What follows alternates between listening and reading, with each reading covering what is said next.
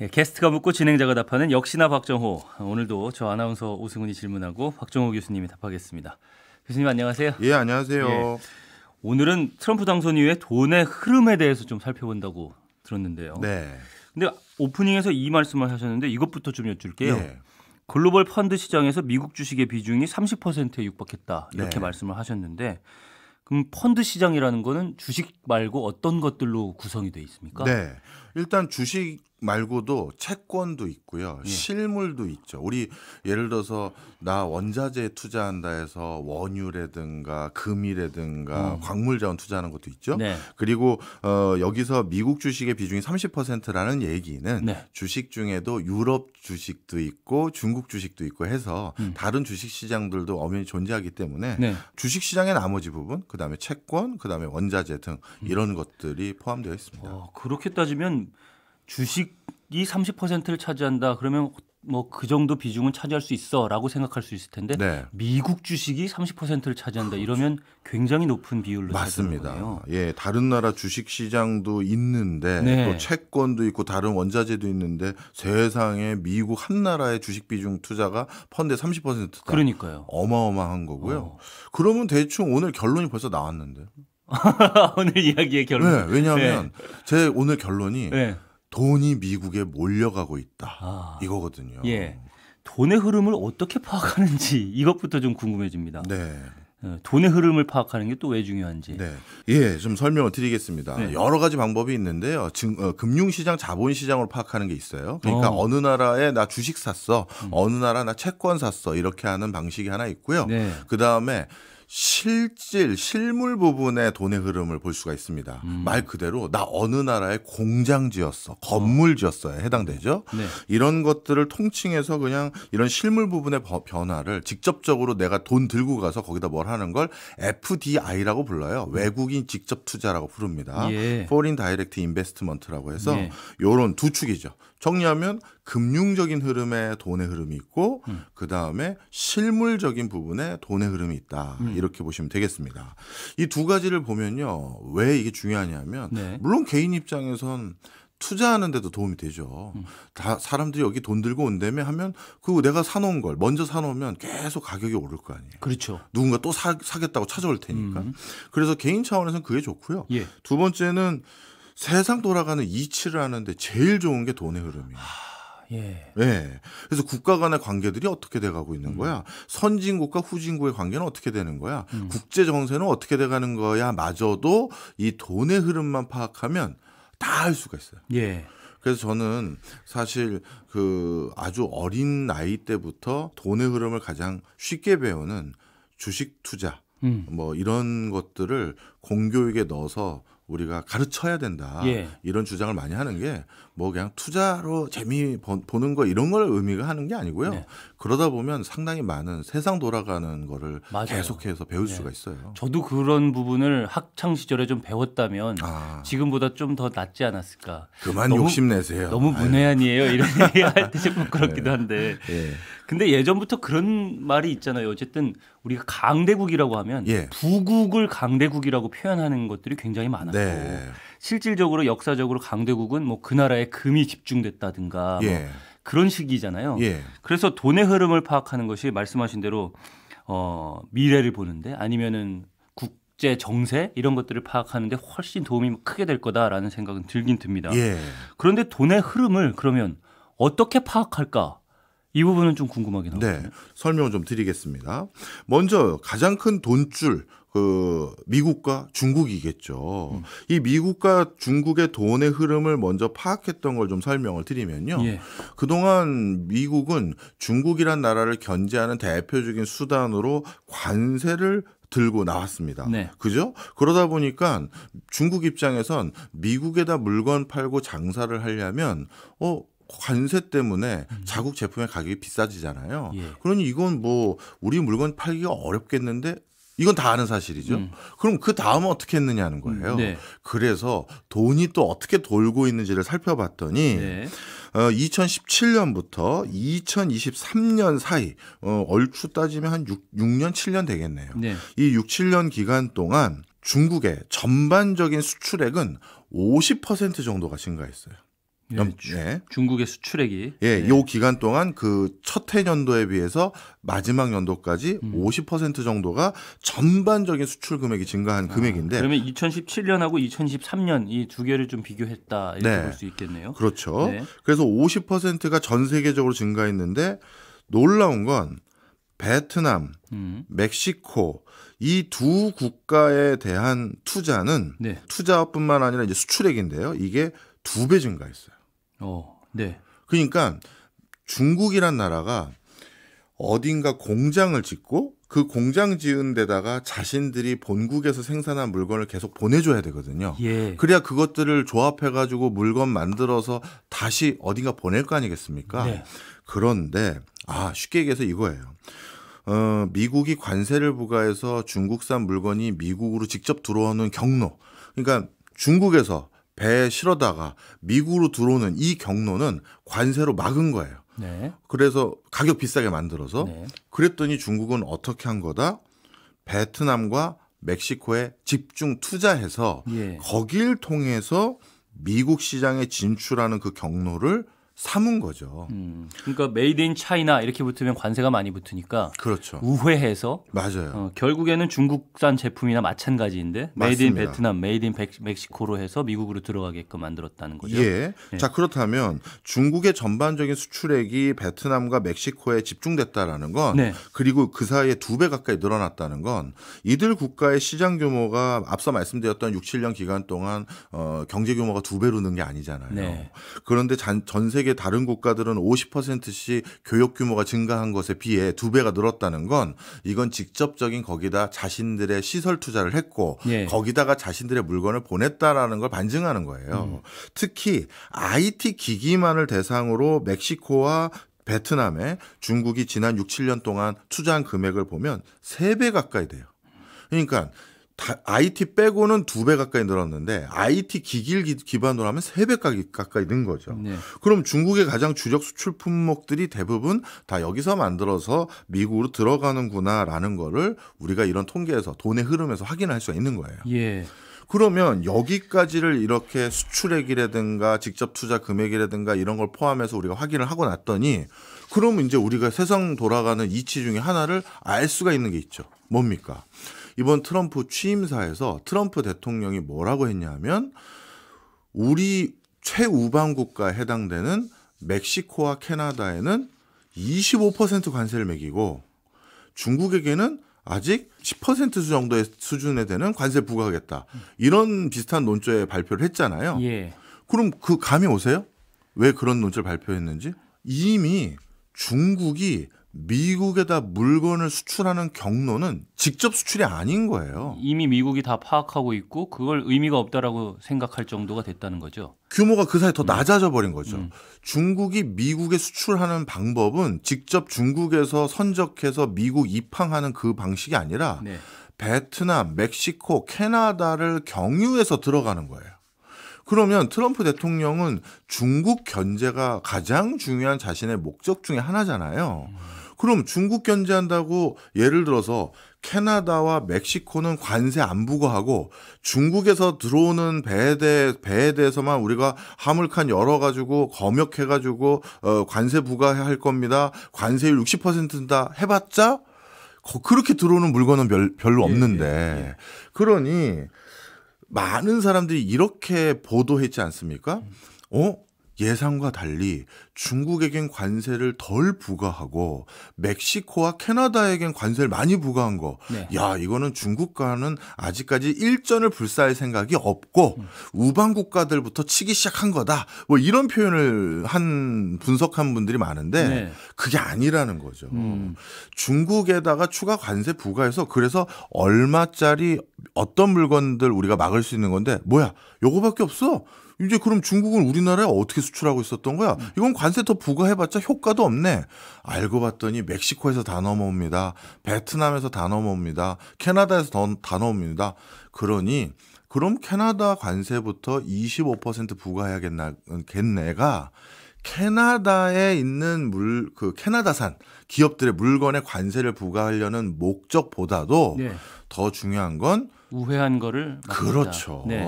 그래서 이런 어떤 중요한 아젠다들에 대해서 해석할 때도 예. 돈의 흐름을 봐야 그래서 관세를 여기서부터 먼저 부과하는구나. 네. 이런 논조를 읽을 수 있다는 거죠. 그렇군요. 큰 맥락에서는 지금 돈의 흐름을 얘기하고 있는데 약간 지엽적인 질문을 하나 드려도 될까요? 중국의 입장에서는 네. 캐나다나 멕시코를 통해서 미국으로 들어가는 그런 관세가 높아졌다고 하면 네. 중국 입장에서는 그러면 우리가 직접 수출하는 게 당장은 관세가 적네. 그러면 당분간은 내가 직접 수출해야지. 네. 그다음에 또 관세를 중국 직접 수출을 높이면 미국이 그러면 다시 우회해야지. 이런 양쪽을 다 선택할 수 있는 전략적 방법을 선택하기는 어려운가요? 아닙니다. 중요한 얘기 해주셨어요. 예. 바로 그럴 수가 있기 때문에 네. 관세 부과율을 결정할 때는 예. 그걸 굉장히 봅니다. 이쪽이 더 싸지면 본국에서 또 수출하게 되는 다시 그 경로를 선택할 수가 있으니 예. 그렇게는 못하게 만들면서 요거까지도 맞게 만든다든가 아니면 멕시코 캐나다를 25%로 올리면서 본국도 이번에 10% 더 올렸잖아요. 그러니 이게 모두 어느 쪽으로도 미국에 못 들어오게끔 막으려는 그 개수 조정이라고 해야 될까요? 예. 그런 게 있는 거죠. 진짜 촘촘하고 첨예하게 설정을 하는 거군요. 그렇습니다. 자, 그렇다면 이제 어떻게 되느냐? 이 다음에 이제 돈의 흐름을 또 예측을 해봐야겠죠. 네. 그럼 이제 중국 기업들 입장에서는 차선책으로 선택할 게 뭐냐 하면 M&A를 통해서 미국 기업을 중국 기업이 사는 거예요. 미국 내에 이미 그 분야에서 활동하고 있는 미국 기업이 있을 거 아니겠습니까? 네. 예를 들어서 뭘 하면 좋을까요? US 스틸이라고 해보겠습니다. 한동안 계속 이슈가 있었으니까요. 네. 그러면 예를 들어서 중국산 철강을 미국에 팔기로 마음을 먹었다. 그런데 중국 기업은 관세도 부과되고 그리고 우회로도 이제 점점 막혀가니 그러면 안 되겠다. 미국 기업을 내가 인수해서 그 미국 기업이 결국 활동하는데 일부 예를 들어서 원자재라든가 협력회사로 중국산 물건이 들어가는 경로를 찾아보자. 이런 방법을 또 선택할 수밖에 없겠죠. 바깥에서 들어가는 건 다 막아버리겠다니 내부에서 하는 거예요. 그래서 이번에 또 공약집에 같이 나왔던 내용들 중에 하나가 중국 기업이 미국 기업을 M&A로 인수합병하는 것을 원천적으로 봉쇄하겠다는 거예요. 그러니 모든 경로를 차단하겠다. 모든 경로를 차단하겠다는 비슷하네요. 거죠. 네. 그래서 중국과 미국이 화해한다라고 뭔가 분석의 논조를 잡으면 저는 거기에 대해서는 좀 동의하기가 어려운 거죠. 돈의 흐름의 관점에서 저는 그런 식으로 늘 봐요. 네. 자, 그러면 이 다음에 모든 그 나라의 경제 그리고 한 개인도 마찬가지예요. 돈이라는 건 다 벌어놓고 움켜만 쥐고 있어도 계속 손실이 생기죠. 그렇죠. 네. 그리고 돈은 계속 굴려야 눈덩이처럼 불어나는 거예요. 그러면 중국 경제도 저렇게 덩치 큰 경제가 그동안 미국이라는 시장을 옆에 끼고 돈을 굴려왔는데 경제를 굴려왔는데 그게 막혀가니 그러면 돈의 흐름을 다시 만들 새로운 데가 필요하겠죠. 네. 그래서 우리 지난 시간인가 지지난 시간에 얘기했던 거 기억나세요? 중국이 한국에 훨씬 더 주목하고 한국과 더 잘 지내려고 한다. 그 이유가 여기서 또 한번 드러나죠. 이제는 돈을 굴릴 그리고 이제 베트남 그다음에 멕시코도 경로가 막혔으니 새로운 경로를 또 찾아야 될 거 아니에요. 이 두 가지가 모두 맞아떨어지는 나라가 미국의 최우방 국가로 분류될 수 있는 일본과 한국인 거예요. 그러면 일본과 한국은 정말 멕시코와 캐나다 못지않은 미국의 최우방 국가니 그리고 FTA 등등으로 한국 같은 경우 미국과 벌써 어떻게 보면 자유무역 협정이 체결돼 있고 메이드 인 코리아라고 이거는 통관 절차에서 프리패스에 가까울 정도로 우리는 워낙 교육을 많이 하니까요. 그런 곳에다가 공장 짓고 거기에서 이게 중국 기업인지 심지어 한국 기업인지 애매모호하게 모를 법한 형태로 만들어서 수출하자. 이걸 선택할 가능성이 굉장히 높아요. 그런데 우리나라 같은 경우에 이런 의문이 들긴 합니다. 우리가 경제 규모로서는 크긴 하지만 중국의 그런 것들을 커버할 만큼 인구가 그렇게 많은 것도 아니고요. 세계적으로 봤을 때 중국이 우리에게 소비하도록 하고 판매하려는 그런 의도를 갖게끔 하는 그 정도의 시장인가 하는 생각이 첫 번째로 들었고요. 아주 중요한. 네, 일본은 뭐 인구도 많고 그러니까 네, 그런 네. 시장이 될 수 있을 것 같다는 생각은 드는데. 예, 아주 중요한 질문을 해주셨어요. 네. 사실 그래서 그동안 중국 기업들이 한국 시장에 별 관심이 없었죠. 왜? 이 시장을 다 장악한다 해서 얼마 떨어지는데 했는데 시장 규모가 그렇게 크지도 않고 예. 그리고 우리나라 내부에선 자체 브랜드들이 아주 그냥 뭐라 할까요? 세계적인 위상을 가지고 있는 브랜드들이 많잖아요. 그렇죠. 그들과 일합의 어떤 격투를 벌이면서 네. 이긴다는 것도 출혈이 어마어마할 그리고 거고요. 한국 사람들에게 중국 제품이라는 게 그렇게 이미지가 좋은 편도 아니고요. 맞습니다. 네. 바로 그러다 보니까 중국의 돈줄기가 한국으로는 사실 그렇게 많이 온 게 아니에요. 우리는 간간히 뭐 중국 기업들이 한국 기업 인수해 간다 뭐 이러면서 뭐 우리 스스로는 우려를 많이 했지만 네. 그 중국 기업들이 유럽 기업들을 인수한 금액이라든가 아니면 미국 기업들이 인수한 금액이라든가 이 금액에 비하면 경제 규모가 작은 것도 있지만 작은 것 대비해서도 더 작았어요. 예. 그러니까 한국 시장에 대해서는 관심이 생각보다 없었던 건데 네. 이제 상황이 어떻게 됐느냐. 미국 시장을 대체할 단일 시장으로 미국에 이제 못 팔게 됐네. 그러면 이 나라만 잡으면 되겠네요. 그런 게 없잖아요. 그래서 방정식이 고차 방정식으로 바뀌었어요. 하나라도 더 확보해야 되는 상황으로 그렇죠. 바뀐 거네요. 그리고 네. 여기저기서 모아야 되는 상황이 된 거예요. 그런데 본인들이 가장 쉽게 접근할 수 있는 대표적인 시장인 동남아시아라든가 예. 중남미, 아프리카는 벌써 먹어봤는데 네. 상당히 진출 많이 했거든요. 네. 그런데 그거는 이미 시장을 다 진출한 것도 있지만 그런데 다 했더니 미국을 뭐 5분의 1도 대체를 제대로 못하는 거죠. 예. 그럼 이 큰 공장 다시 어떻게 굴릴 거야? 계속 어떻게 돌릴 거야? 해야 되는데 그 중에 하나가 뭐냐 하면 안 되겠다. 이제 그동안 안 쳐다봤던 한국과 일본을 공략해야겠다. 네. 그래서 한국과 일본을 공략하기 위한 대대적인 준비하고 있는 게 있느냐? 있어요. 지금 우리나라의 뭐 TV 만드는 회사에서는 이것 때문에 지금 비상회의 비슷한 수준까지 대책을 고심하고 있는 게 있는 게 예. 우리나라의 대표적인 이커머스 회사 있지 않습니까? 그 회사가 중국의 TV 회사인 CTL이라고 있습니다. 네. 이 CTL하고 네. 제휴를 맺은 거예요. 그래서 이 TV 카테고리에서 TV 이제 주문하려고 하면 우리 이렇게 TV 뭐 누르면 이렇게 쭉 여러 나오잖아요. 상단에 노출되도록 하든지 그런 거라든가 네. 아니면 바게인 세일로 어떤 특별한 이벤트를 같이 한다든가. 예. TCL이라는 대표적인 중국 TV 회사가 국내에 진출하기 시작했고요. 뿐만 아니라 우리나라의 대표적인 오프라인 가전 시장인 가전 매장이라고 하겠습니다. 예. 그 하이마트. 요즘 좀 상황이 어렵거든요.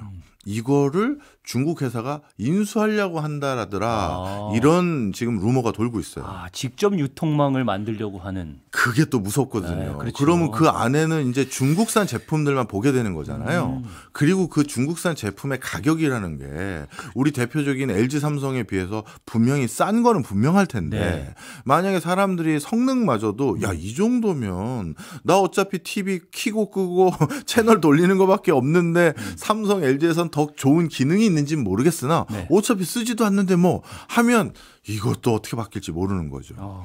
그리고 전기차는 우리 다 아는 사실 있잖아요. 렌트카 회사부터 인수했잖아요. 그 이유는 왜 그렇다? 내 차를 중국 차로 바꾸는 건 주저하겠지만 그렇죠. 제주도 놀러 갔어요. 렌터카를 다 중국차로 대체할 수는 있는 거잖아요. 그렇죠. 호기심 삼아 중국 차 한번 타볼까? 이럴 수 있잖아요. 네. 가격도 싸고. 그런데 타봤는데 나쁘지 괜찮아. 않다. 네. 그러면 변화도 인식 생기고. 변화가 되는 거죠.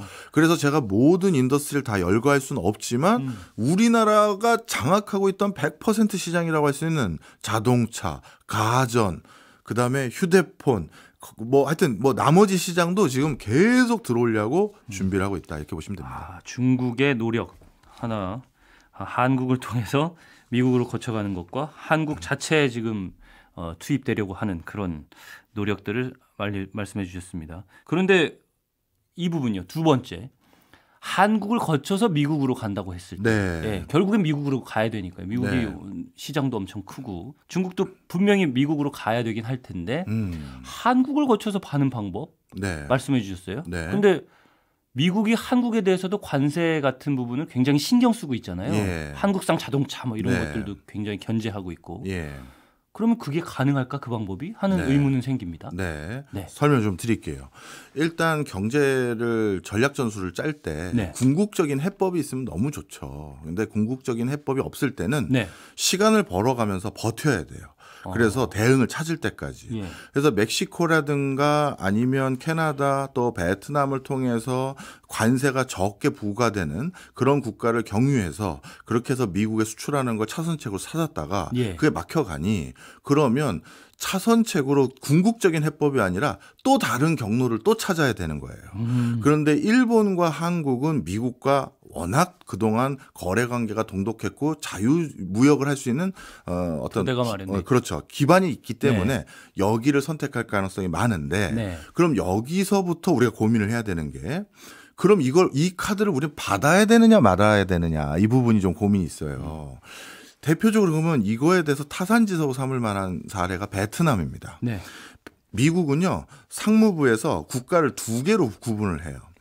시장경제형 국가, 비시장경제형 국가 이렇게 나눕니다. 근데 시장경제형 국가로 분류가 되면 관세를 부과하는 레이트가 낮아요. 그런데 예. 비시장경제형 국가라는 건 미국이 말이야 수출 많이 하려고 지네들끼리 보조금 주고 어떻게든 뭔가 혜택 줘가지고 값싸게 들어와서 달러 벌고 가고 말이지 자국경제 중심으로 환율도 막 정하고 말이지 이렇게 인식을 하잖아요. 네. 그런 어떤 외국이 미국에 대해서 편파적인 경제 환경을 만드는 걸 억제하고 바로잡기 위해서 비시장 경제 국가라고 분류되는 곳에 대해서는 관세를 어마어마하게 때릴 수 있도록 법적 근거를 가지고 있어요. 미국 상무부가. 그런데 베트남은 비시장 경제 국가였던 걸로 분류가 됐다가 네. 워낙 미국과의 교역 규모가 높아지니 시장 경제 국가로 바꿔주려고 미국 내에서 준비를 많이 하고 있었어요. 네. 이 미국에서 이제 교육 규모가 5번째 안까지 올라왔거든요. 베트남이요? 네. 네. 그런데 여기에 대해서 이제 이거 안 되겠어. 이렇게 하면 안 되겠는데 소리가 나오는 게 그게 베트남 물건이 미국 들어오는 게 아니라 거기 상당 부분이 중국 물건이 베트남 딱지 붙여가지고 미국 들어오고 있다. 네. 그래서 베트남에게 고율의 관세도 부과하고 시장경제형 국가라고 인정하는 거 이거 다 뭐 우리 철폐하겠는데 이런 주장들이 높아지고 있는 거예요. 자, 그러면 이것도 한국에 적용할 수 충분히 있겠죠. 그렇죠. 그래서 한국이 중국의 어떤 뭐랄까요? 우회 수출로로 너무 자리매김하는 것은 분명 이게 어마어마한 데미지가 있어요. 근데 중국은 또 그걸 또 알아요. 뭘 아느냐? 미국과 한국 기업들 간의 어떤 뭐랄까요? 교역이라는 게 상당히 다양한 분야에서 타이트해서 예. 한국을 만약에 관세를 부과하거나 한국에 대해서 뭔가 억압적인 교역 조건을 미국이 제시할 경우 미국 기업들의 데미지도 엄청나거든요. 그러니 한국의 또아리를 틀면 어느 정도 기간은 버틸 수가 있을 거다. 예. 이런 거 조치를 취할 때는 전문가들이 주판 튕겨가면서 우리 기업들의 피해는 어떤 금액이고 어떤 품목이고 업종별 품목별 그 금액까지 다 계산해 보거든요. 그럼 그런 거 산출할 때까지 또 시간도 한 2, 3년 또 벌 수 있으면 예. 그러면 이제는 멕시코 다음은 베트남. 그럼 이제 어디로 가야 되는 거야? 야, 한국이 낫겠다. 이럴 수도 있는 거예요. 그래서 이런 상황에서 우리를 쳐다보고 있다는 걸 우리가 일단 인식하는 게 무엇보다 중요하죠. 알겠습니다. 근데 베트남, 멕시코 같은 경우에는 공장을 직접 설립해가지고 거기를 거쳐서 그러니까 거기에서 완제품을 만들어서 미국으로 수출하는 네. 그런 방식을 취한다 하더라도 우리는 그런 방식은 좀 어려울 거 아니에요. 인건비도 높고. 저는 그렇게 생각하지 않습니다. 아, 그런가요? 왜냐하면 예. 이제 그 값싼 인건비에다가 이런 것들까지 프리미엄으로 멕시코에서 생산했거나 베트남에서 생산해서 들어가는 거는 네. 그 값싼 인건비를 상쇄하는 관세가 부과됐잖아요. 그러니까 이제 그 싼 게 아니에요. 예. 그런데 한국은 관세는 없는데 인건비가 비싸다? 그 정도는 감내해보지 뭐. 이럴 수가 있는 거고요. 그리고 중국 내부도 이제 더 이상 값싼 중국 근로자라고 얘기할 수 없는 수준까지 인건비가 올라갔잖아요. 그렇죠. 그러다 보니까 한국과 중국의 인건비 격차도 옛날같이 생각하면 안 되죠. 그러다 보니 한국이라는 시장에 직접 진출해서 여기서 생산기지를 삼아서 또는 여기에 물건도 또 팔 수 있는 덤도 있고 그러다 보니 주판 튕겼을 때 나쁘지 않은 선택지라고 생각할 가능성이 점점 높아지고 있고 그런 행보는 앞서 일부에서 TV라든가 자동차라든가 이런 사례를 드린 거죠. 알겠습니다. 관세를 상쇄할 만한 인건비를 상쇄할 만한 관세 네. 부과. 알겠습니다. 그렇게 따지니까 우리나라를 거쳐갈 이유가 있긴 하구나라는 생각은 들긴 드네요. 그렇죠. 근데 여기서 이제 제 고민이 이제 시작이 돼요. 네. 그러면 이거를 이런 식으로 중국이 왜냐하면 이제 우리가 전략 전술을 짤 때는 네. 나만을 기준으로 뭐 세상을 바라보면 안 되고요. 상대방이 나를 어떻게 보는지를 같이 봐줘야 되잖아요. 그럼요. 우리 어느 회사 면접 볼 때도 내가 하고 싶은 얘기 쭉 하고 오면 떨어지잖아요. 상대 회사에서 맞습니다. 도대체 어떤 인재를 찾고 있는지 그래서 거기에 듣고 싶은 얘기를 해줘야 내가 채용을 당하는 거지 또 하고 싶은 얘기를 하고 오면 떨어지는 거잖아요. 그래서 중국이 어떻게 우리를 쳐다보는지 이제 어느 정도 이해를 했다고 치고 그러면 이걸 받을 건지 안 받을 건지 받는다고 안 받는다고 이렇게 양비론이 있는 게 아니라 어느 선까지 받을 건지 고민해야 되는데 제 고민 중에 하나가 이겁니다. 우리나라 지역 경제 그다음에 건설 투자. 요 부분이에요. 우리 지난 4분기 경제 성장률이 0.1% 찍었다 뭐 이런 소리 들어보셨죠? 이렇게까지 떨어진 거 해서 그 원인을 찾아봤더니 우리가 생각한 거와는 달리 민간 소비도 조금이지만 늘긴 늘었어요. 예. 우리 뭐 여러 가지 시국이 뒤숭숭하니까 완전 이게 소비 역성장한 거 아니냐 이렇게 걱정했는데 민간 소비도 조금 늘었고. 늘었다는 게 기준이 어디예요? 4분기 전년 대비죠. 지지난 4분기보다 지난 4분기가 좀 더 늘었다는 거죠. 그런데 수출입도 그렇고 시설 투자도 늘었어요. 반도체 중심으로 투자가 더 돼서.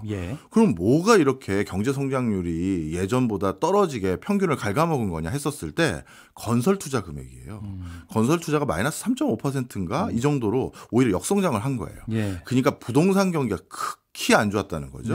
물론 서울도 뭐 요즘은 서울의 외곽 지역이나 서울 중심지에도 상당 부분이 뭐 부동산 가격도 떨어지고 해서 건설 경기가 좀 안 좋기도 하지만 정말 큰일 난 거는 지역의 부동산 경기란 말이에요. 자, 그러면 생각을 해보세요. 지역에 우리나라 국민의 절반 가까이는 지역에 살고 계신데 그 지역에도 뭔가 새로운 미래 활로를 모색해야 되는데 우리나라 대표적인 기업들 여러 가지 상황들로 인해서 미국에만 투자를 하고 있는 거 우린 다 아는 사실이고 그럼 지방에다가 다시 전남에 아니면 경남에 뭐 경북에 아니면 충남에 공장 지을 우리나라 기업들 지금 찾기는 쉽지 않잖아요. 그럼 그 지역 경제 어떻게 활성화시킬 거냐 했을 때 갑자기 돈다발을 들고 중국 사람들이 나 여기 있다 해 하고 왔다고 쳐봐요. 그러면 이거를 우리가 외국 자본 이러다가 중국이 우리 시장 먹는 거 아니냐 아니면 이러다가 미국까지 우리 제품까지 미국에 수출되는 경로 차단되는 거 아니냐 이 잣대만 가지고 무조건 막아버리면 우리 지방 경제는 어떤 자금과 어떤 자금 수혈로 활성화시키죠? 이게 굉장히 이 돈의 흐름으로 보면 사회 문제와 이런 것들까지 다 맞물려서 볼 수가 있는 거예요. 그러네요. 근데 우리 제주도 쪽에 중국 자본이 많이 투자가 돼서 관광이라든지 뭐 특히 땅, 호텔 뭐 이런 것들이 중국 자본이 지금 굉장히 비율이 많이 늘어났다 하면서 걱정이 된다라는 얘기도 많았잖아요. 그렇죠. 진짜 고민되는 지점이긴 하네요. 그렇다고 외국 자본이 들어와서 지역을 살리는데 도움을 주게끔 할 것이냐 아니면 그런 부작용들을 막기 위해서 외국 자본을 차단할 것이냐 이 부분에 대한 원천적인 고민이 굉장히 많이 들 것 같긴 합니다. 이전에 또 그 문제도 떠오르긴 합니다. 일본 얘기해 주셨을 때 그 제2형 유형 U자형 유턴 뭐 제2형 유턴 그래가지고 어쨌든 지역에서 좀 거점 지역 도시로 다시 이주하는 뭐 그런 모습들. 그래서 아예 이렇게 표현하면 그렇지만 아예 낙후된 곳으로 버려둘 곳과 좀 그래도 지역 도시 중에서 살려야 될 곳을 구분지어서 지금 일본은 그렇게 정책을 펴고 있다고 말씀하셨는데 그런 것까지 떠오르고 말씀하신 대로 돈의 흐름을 얘기하다 보니까 여러 가지 것들이 다 생각하게 볼 수밖에 없게 되네요. 자, 중국은 어쨌든 그런 상황이라고 말씀을 해주셨는데 그러면 이제 미중 간의 돈의 흐름을 살펴보고 있는데 그럼 미국은 그럼 어떤 상황인지 돈의 흐름 관점에서 다른 국가들과의 관계도 있을 것 같고요. 미국은 특히나. 예, 맞습니다. 미국의 다른 국가의 관계는 앞서 일부에서 우리가 살짝 힌트를 얻을 수 있었죠. 멕시코와 캐나다에 등을 지려고 갑자기 최우방 국가에게 관세 25% 부과한 게 아니에요. 결국 중국만 걸려는 거예요. 예. 그리고 돈의 흐름만 막으면, 투자도 막고 소비만 막으면 그 나라가 힘이 빠진다는 걸 우린 쉽게 알아요. 어느 나라가 패권 국가가 되기 위한 충분 조건이 아니라 반드시 선결해야 될 필요 조건은 경제력이거든요. 예. 그 경제력만 있으면 기술 우위도 확보할 수 있고 국방 우위도 확보할 수 있고 외교력도 가질 수가 있어요. 그래서 중국의 경제력을 꺾어내려야 되는데, 자 그러면 이런 미국의 지금 전략 때문에 중국이 마지막으로 또 하나 들었던 카드가 지난번에 또 말씀드렸던 안 되겠다. 우리 중국이 미국처럼 돼야겠다. 그게 바로 내수 시장을 키워야 된다라는 거잖아요. 네. 돈을 돌게 만들어야 된다. 지금 미국이 이렇게 중국을 억눌러도 2040년쯤이 되면 미국과 중국의 경제 규모가 역전됩니다. 네. 지금 시기를 계속 타면요. 네. 그러면 전 세계에서 단일 시장으로 제일 큰 시장이 중국이 되는 거거든요. 중국은 뭐 인구만 해도 뭐. 그렇죠. 예. 미국의 궁극적인 골은, 목표는 바로 그걸 막으려는 거예요. 미국보다 더 큰 소비 시장을 가지고 있다고? 네. 그러는 순간 어떻게 된다? 이제 미국 말을 듣는 게 아니라 중국 말을 듣겠죠. 네. 우리가 미국 말을 듣는 이유가 거기 물건 팔아야 되잖아요. 그런데 그게 아니라 이제 미국 아니라 중국에만 물건 팔아도 우리 충분히 먹고 살 수 있어. 이런 국가들이 늘면 늘수록 국제사회에서 중국의 입김이 세지겠죠. 예. 그래서 중국은 바로 가만히 있어도 지금은, 물론 지금처럼 막으면 분위기가 또 어떻게 될지 모르겠지만 원래 미국보다 경제 규모가 훨씬 더 앞설 수 있는데 그걸 더 땡겨보자. 그래서 또 미국이 누르는 과정에서 지연될 수도 있으니 어떻게든 현상 유지라도 해보자 해서 내수 시장을 엄청나게 키울 거예요. 예. 그래서 한국 시장에 진출하거나 일본 시장에 진출한과 동시에 한국 물건, 일본 물건, 지금은 다시 다 중국에서 쫓겨나서 이제 중국 비중이 많이 약해졌지만 다시 우리가 문호를 활짝 열 테니 들어와서 다시 물건 팔아보세요라는 적극적인 제스처도 같이 취할 텐데 예. 이것도 우리가 고민을 해봐야 됩니다. 중국이 그러면 그동안 왜 다 쫓아내고 이제 와서 미국 텃세 때문에 자국 내수 시장 키울 테니 너도 들어와서 팔아봐라 이렇게만 하는 거냐? 그 이면에는 또 하나가 있는 게요. 이제 자신감이 생긴 거예요. 들어와도 우리 중국산 물건은 절대 안 밀린다는 거죠. 네. 한국이나 일본에. 가격도 그렇고 품질도 그렇고. 그래서 들어와 봤자 우리가 모든 허들까지는 아니더라도 옛날과 달리 상당히 많은 허들을 다 없애주고 편하게 장사할 수 있게끔 기회를 다 줘도 니들 이제 물건 못 팔아. 그러니 나한테 빗장 걸어 잠그고 니들만 장사했잖아. 그 소리 못하게 만들면서 야 내가 다 기회 다 줬잖아. 그런데 네가 못한 거 아니야. 네. 이렇게 할 자신감도 있기 때문에 그럴 가능성이 높아요. 그럼 중국은 어쨌든 이런 자신감을 가지고 있고 말씀하신 대로 2040년까지 이 흐름 그대로 간다면 중국이 미국을 추월할 거라는 경제 규모상 분석은 미국도 지금 하고 있을 하고 텐데. 있죠. 그럼 미국으로서는 우방국들에 대해서 관세를 막 높게 부과해서 중국을 차단하기 위해서라고는 하지만 네. 우방국들도 사실은 기분 나쁠 거고 교류가 그렇게 원활하게 진행되던 것에서 좀 주춤할 수는 있잖아요. 그렇죠. 예. 그래서 미국 입장에서는 그러면 이 돈의 흐름을 어떻게 바라보고 있는지, 어떤 전략을 짜고 있는지 궁금합니다. 결국은 간단합니다. 미국에 직접 돈다발 들고 오게 만드는 것 말고는 방법이 없다. 그래서 우리 LG 삼성도 멕시코에 있는 공장 들고 미국 본토로 공장 이전하려고 하고 예. 그리고 우방 국가들도 그나마 중국과 느슨하게라도 교류 협력하던 것들 빨리 손절하고 우리 쪽 생태계에 붙어라. 네. 이런 것들에 대한 강한 메시지도 같이 하는 거죠. 안 그러면 니들 기업들마저도 보편 관세, 일반 관세로 상처 입을 수 있다. 그러니 중국과 빨리 손절하는 게 어때? 지금 그 약발이 그 말발이라고 하겠습니다. 예. 말발이 들 수 있는 가장 큰 이유가 뭐예요? 아직까지 최대의 소비 시장을 가지고 있는 게 미국이니까. 네. 그러니까 이 텀을 놓치면 그 말을 해도 이제 아무도 그걸 안 따르는 거예요. 그러니까 그 말을 덜 따르게 만들기 위해서라도 중국은 우리 내부에 이렇게 큰 소비 시장이 있고요. 이게 국민 소득이 얼마 안 되는데요. 아닙니다. 우린 15억 인구잖아요. 상위 10% 생각해 보십시오. 1억 5천의 국민 소득은 아유 우리가 왜 뭐 국민 소득 만불 국가라고 생각하세요? 오해입니다. 이렇게 되는 거고 한국의 최고 부자인 뭐 이재용 부회장 같은 사람 우리 중국에는 몇백만 명 있습니다. 이런 거죠 일종의. 네. 네. 그러면 미국으로 돈이 몰리는 이유는 최대의 소비 시장이다. 이 이유 하나로 대표되는. 정리 한번 할까요? 예. 예. 그러면 이 상황 속에서 결국 미국은 공장도 미국에 짓도록 하니까 돈이 또 공장 지을 돈이 그렇죠. 미국으로 오고 네. 그다음에 다른 나라들을 통해서 교류 협력하는 게 아니라 직접적으로 미국과 그러니까 캐나다나 멕시코를 통해서 들어오는 게 아니라 미국에 직접적으로 들어올 수 있는 경로만 남기는 것이니 예. 미국 기업들의 역할이 더 커지는 거고요. 네. 그런 과정에서 많은 국가들이 중국을 손절하고 미국과의 생태계에 더 들어오면 그 과정에서 돈이 더 잘 도는 거죠. 미국이 전략적으로 그런 방향을 유도하고 있다라고 볼 수 그렇죠. 있는 거네요. 예. 그래서 이게 이제 거시적인 분위기고요. 네. 개인 차원도 얘기를 해야죠. 일단 개인의 돈들도 미국으로 몰려가는 이유가 생겼어요. 예, 국가 차원에서 관세라든가 뭐 제도, 네. 규약 이런 게 아니라 개인도 돈이 몰려가는 이유가 생겼는데 저는 가장 큰 이유들 중에 하나를 ETF 시장이라고 말씀드리고 싶어요. 예. 이제 투자를 하는 가장 보편적인 방법 중에 하나가 ETF가 돼버렸어요. 예. ETF가 뭔지 짧게만 네, 정리해 설명드리면 전문가가 나의 투자 포트폴리오를 대신 짜서 네. 그거를 사시면 그냥 저희가 이런 포트폴리오 아래 잘 돈 굴려드리겠습니다 하는 간접 투자 상품이에요. 예. 자, 그런데 이 ETF가 우리나라 투자에선 한 34% 정도 차지하고 있습니다. 예. 그냥 우리가 펀드 해가지고 뭐 맞아요. 예를 들어서 땡땡 은행에다가 이렇게 맞아요. 펀드 상품 사면 이게 그겁니다. 다 ETF죠. 예. 그런 게 많죠. 그중에 ETF가 많죠. 네네. 그게 전체 우리 투자 금액 중에 한 34% 정도 되는데 네네.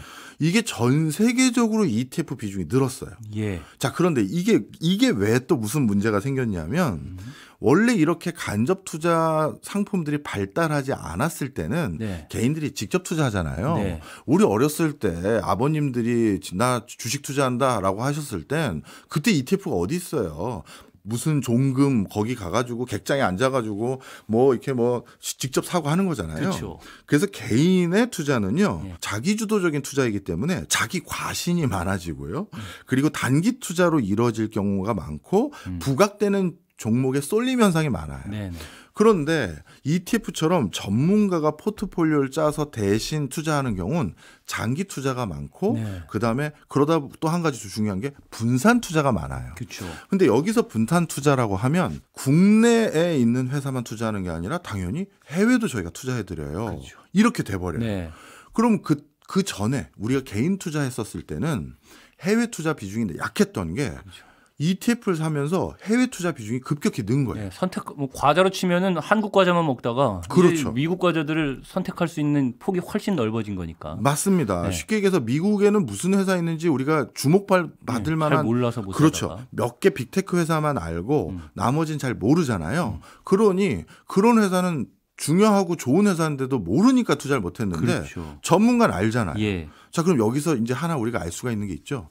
ETF 같은 간접 상품이 많아지니까 전문가들이 포트폴리오를 짜게 되면서 네. 투자 금액의 일정 부분을 자연스럽게 미국에 넣게 되는 거고 그 미국에 넣게 되면서 어떻게 됐다? 미국 증시에 돈이 더 들어가게 된 거죠. 예. 그러면 미국 증시에 있는 상장되어 있는 회사들은 우리 흔히 말해서 수급이라고 부르죠. 수급 차원에서 돈이 더 들어오는 거예요. 여기저기서. 네. 체코에서 ETF 어떤 회사에서 자산운용사가 여기 또 우리 주식 샀다며 또 한국의 자산운용사가 우리 주식 몇 퍼센트 가지고 있다며 뭐 이런 식으로 전 세계에서 들어오는 거예요. 예. 그러다 보니 또 어떤 선순환이 그려지냐 하면 내 돈이 ETF로 굴려지고 있는 걸 우리 개개인은 알잖아요. 그렇죠. 그럼 내 돈 가지고 도대체 무슨 회사 투자한 거야? 보게 된단 말이에요. 봤는데 좋은 디어? 이건 뭐 하는 회사야? 농기구 회사네. 우린 모를 거 아니겠습니까? 예. 이 농기구 회사를 왜 투자한 거야? 이놈들 이상한 데서 굴리는 거 아니야? 살펴봤더니 이게 좋은 회사네.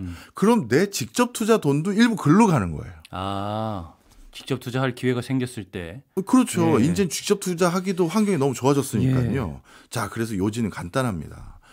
국가 간의 자금 흐름도 네.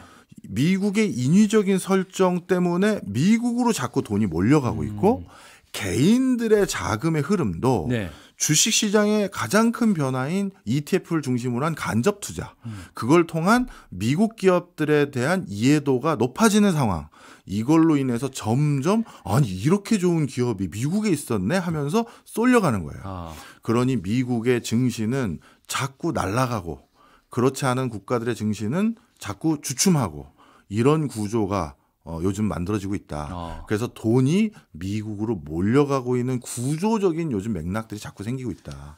이렇게 되는 겁니다. 알겠습니다. 와, 돈의 흐름, 미국 쪽으로 흘러가고 있는 이 돈의 흐름을 통해서 미중 간의 관계라든지 왜 미국으로 돈이 흘러가는지에 대해서 살펴봤는데 좀 흐름 관점에서는 미국의 주식시장으로 돈이 쏠리는 이 부분에 좀 초점을 맞춰서 오늘 얘기를 해봤어요. 괜찮으시다면 다음 시간에 2부를 이어서 해도 될까요? 네, 오늘 채권 시장은 하나도 못했고요. 그렇죠. 그러다 보니까 그건 다음 시간에 하기로 하고요. 네. 이렇게 한번 또 정리 한번 하겠습니다. 그래서 네.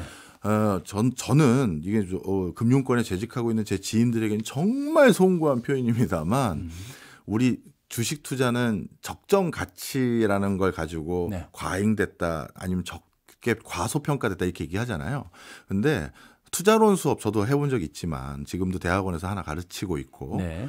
적정 가치를 산출하는 방법론은 너무나도 많아요. 그렇죠. 변수도 많고요. 방법은 너무 예, 다양하죠. 그래서 네. 적정 가치라는 건 어느 정도는 그 객관적이고 논리적인 근거로 만들어서 우리가 제시할 수도 있어요. 이게 목표를 먼저 정해도 결과를 정해두고 이게 짜맞출 수도 있어요. 그럴 수도 예. 있어요. 심지어 그럴 수도 있어요. 예. 그러니 실제 어느 회사의 주가가 적정 가치보다 싸다, 높다라는 평가도 중요하지만 네. 제일 중요한 건 수급이에요. 코로나 전에 그 기업의 가치와 코로나 터진 뒤에 그 기업의 가치, 어떻게 보면 코로나 때문에 기업 가치가 떨어질 수 있는 상황이 더 많았었잖아요. 예. 그럼에도 불구하고 많은 국가의 종합주가지수가 50% 이상씩 다 오른 건 돈의 흐름이 갑자기 쏟아졌잖아요. 경기 살려야겠다고. 그렇죠. 많이 풀렸죠, 시장에. 그래서 지금 미국에 있는 많은 기업들도 적정 가치에 비해서 다 금액이 많이 오를 수밖에 없는 예. 그런 여러 가지 지금 구조적인 환경이 있는 거예요. 돈이 몰려서. 그래서 너무 미국 주식 맹신하지 마시고요. 네. 우리 국장도 절대 잊어서는 안 됩니다. 알겠습니다. 네, 돈의 흐름 다음 주에 2부 얘기하면서 뭐 아까 말씀하신 채권 시장 또 환율 이런 것들도 짚어볼 필요가 그렇죠. 있을 것 같아요. 그 화폐 시장도 얘기해야죠. 전반적인 돈의 흐름을 다시 한번 얘기해 보도록 하겠습니다. 오늘 즐거웠습니다. 고맙습니다. 예, 감사합니다.